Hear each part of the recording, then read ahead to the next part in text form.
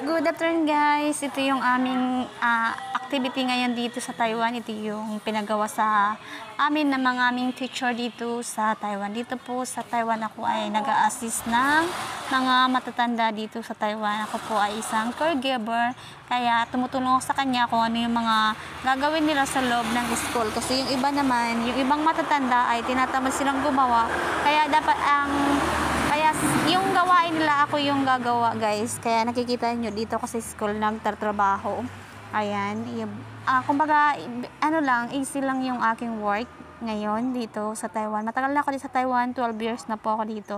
Ito po yung aming ginagawa. Everyday po iba-iba yung pinapagawa nila sa amin guys. Kaya marami akong natutunan dito bilang caregiver. Ayan, marami akong natutunan sa kanila. Kaya gusto ko rin i-share sa inyo kung paano to gawin yung mga tinuturo nila sa amin.